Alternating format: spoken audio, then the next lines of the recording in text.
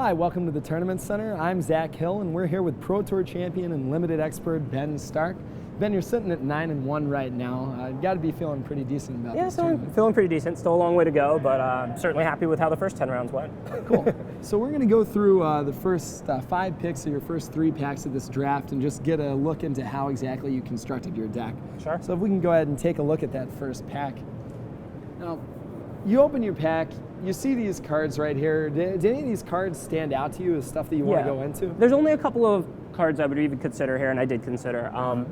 Grizzly Spectacle, I believe, is the best common in the set. Okay.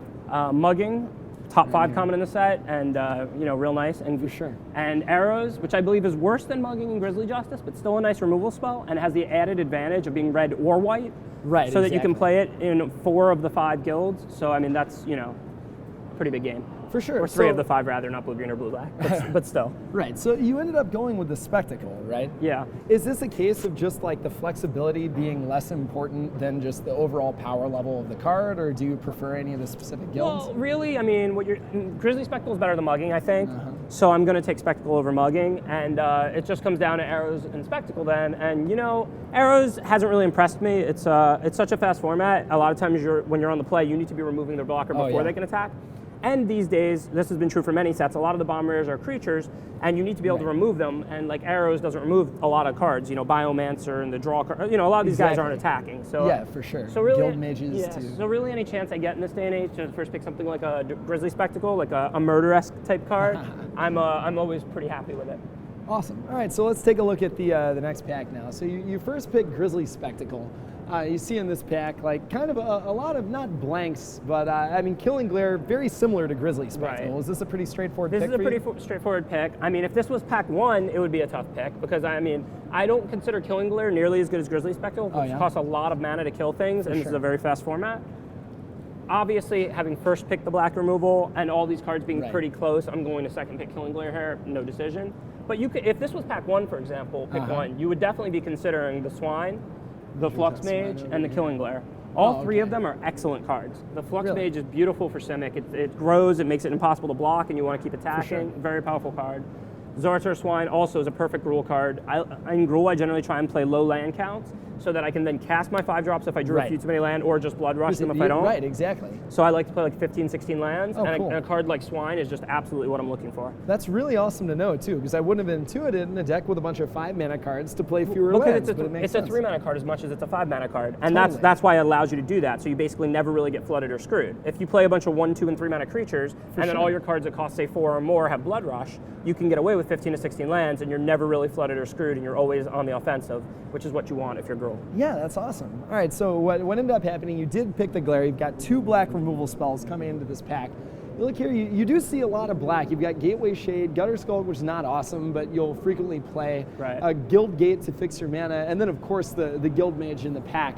Again, is there anything else you're looking at, or is this kind of exactly where you want to be? This is a pretty easy pick, too, because right now, if there was another black card that was equal to the Guild Mage, I would be inclined to take it so that I could still play Dimir or Orzhov, but there isn't. The black cards in this pack, I mean, sure, if I table the Gutter Skull or the Gateway Shade, it may make my main, but those really aren't good cards, Right. Whereas the black-white Guild Mage is a nice card, and Assault Griffin's a nice card, but if I play Assault Griffin, I'm going to be black-white. You'll be playing black anyway. So the Guild Mage is a better card. Totally. All right, so let's take a look at the 4th pick.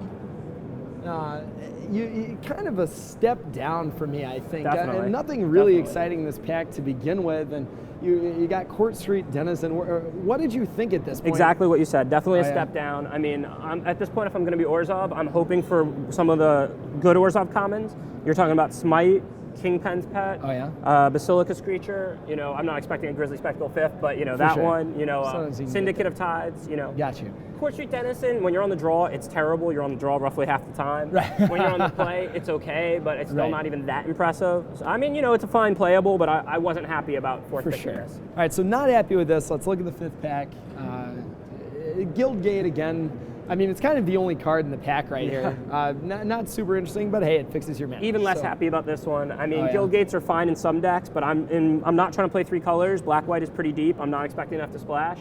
The mana is not that intensive in black-white. You don't really have black-black 2-drops or white-white 2-drops or anything. I don't really love Guild Gates. Like, I'll play 8/8/1. Sometimes it blows you out. You need the mana. If I have 2 or 3 Guild Gates and I'm not splashing or anything, I won't even play them all in black-white. I'll usually just play 1, so I can play 8/8/1 and have 9 sources. Cool. Anyway, at the end of these first fed packs, despite despite not being too happy, you're firmly submitted in Orzhov, so let's go a little bit more quickly through the pack. Yeah, now not that unhappy. I mean, to start with a Grizzly Spectacle into a Killing Glare is a nice draft, but picks 4 and 5 just kind of disappointed me. I was hoping for a little more, you know? Cool. So we're back to the black cards. You're looking at a Cartel Aristocrat right now, firmly in Orzhov. Cryptghast, actually not a card that I've played with a lot. It's what you picked out of this pack. Is it a bomb rare, or is it I'm not going to call it a bomb rare, but it's an easy pick. It's a first pick quality card, you know? It's not a bomber in the sense like windmill slam it, don't look at the pack, you know? But it's, you know, on par with those good commons. Like, depending on your deck, it would be a close pick with, like, you know, a Smite or a Kingpin's Pet, you know, the best commons. So, I mean, it's definitely better than a Cartel Aristocrat, which is also a fine card. Right. But it's not, Cartel Aristocrat is not on par with those kind of cards, with direct removal. Or Cool. All right, so let's look at the next pack. I'm seeing a Daring Skyjack. A lot of people don't really like it in Orzhov. Really not a whole lot else. You don't want to be playing off-color horror. It's great you say that, because I should actually elaborate on that a little bit. Please do. People have been drafting Orzhov completely wrong, in my opinion. And why is that? It's not a control deck. Like, so extort lends itself to cheap cards so that you can extort them. It doesn't lend itself to 5 and 6 drops. Right, because then you're not being able to pay the extort. And your extort cards are not that great, 2-mana 2/2, 3-mana 2/2, but they are great cards if you're extorting all the time. Right. So, and it's hard to race somebody if they're gaining life and making you lose life. Right. Smite, same thing, nice cheap if you're racing, not the best with 5 and 6 drops. If I have a Smite in my hand and I'm going to play a 5 or a 6 drop, why when are you going to cast Smite? Right. Yeah. And I don't need to Smite anything. My 5 and 6 drops bigger anyway. Disfigure lends itself well to 5 and 6 drops. Smite lends itself well to little creatures, as does extort. So the way you're supposed to draft Orzhov, it's not so much that you call it beatdown, you call it control, it's you want all the cheap cards. Yeah. I like a Daring Skyjack.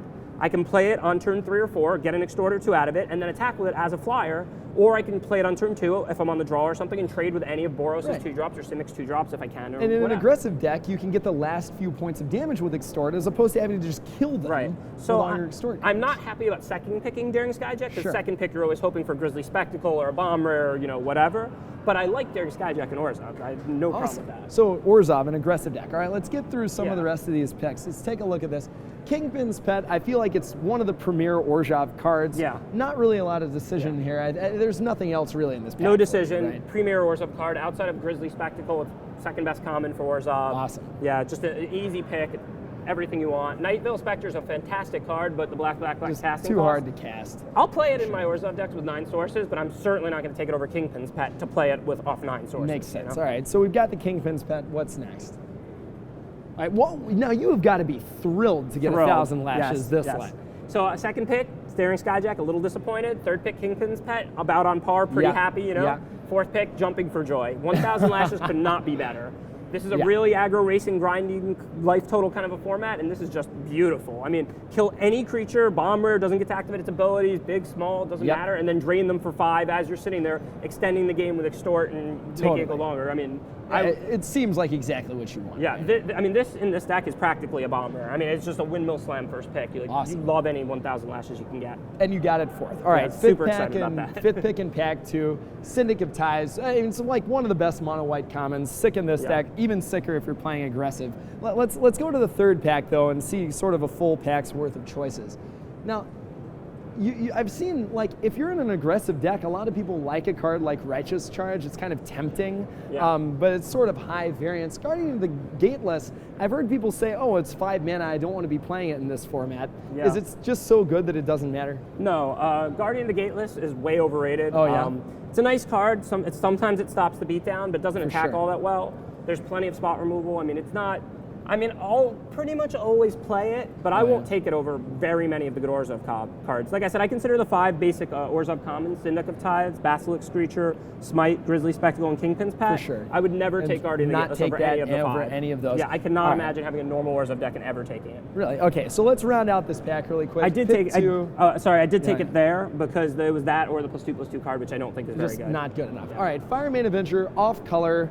You know, it's one of the best cards in the pack. I'm not big on hate drafting. It's one of the best rares in the set. I would gladly have took Kingpin's Pet or Smite over it, but as you can see, I would have been taking a Dutiful Throw over it. So I said, just in case I peel 2 Boros lands this pack, or a Prism and a Boros land or something, then maybe I'll splash the Avenger. But not actively looking to splash. Not actively looking to splash, willing to splash it if I happen to pick up those cards, not over the good commons or anything like that. You know? All right, pick 3. We're looking at, I mean, yet another Syndic of Tithes. Exactly what you want. Let's take a look at pick 4. Herbis Protector, sort of 6 mana. Do you think you're going to play this card? Not in love with Herbis Protector. I did have a Port Denizen or 2, so I said, you know, maybe this guy will make my deck. Tap 2 guys yeah, with it. But I'm not happy about it. I'm not looking to play it. Hate all the expensive spells in Orzhov. Amen. Just rounding this out very quickly. Syndicated Forcer, kind of average, not awesome. Yeah. And finally, what we have. Agreed. Yeah. All right. Well, looks like you put together a pretty awesome deck despite that. You're 2-0 in the pod right now. I am right? 2-0 in the pod. It is a good deck. It has a good curve. It's got removal. It's certainly nothing special. I hope to keep drawing well. Awesome. Well, good luck today, Ben. This is Ben Stark, Pro Tour champion. I'm Zac Hill. This is the Tournament Center.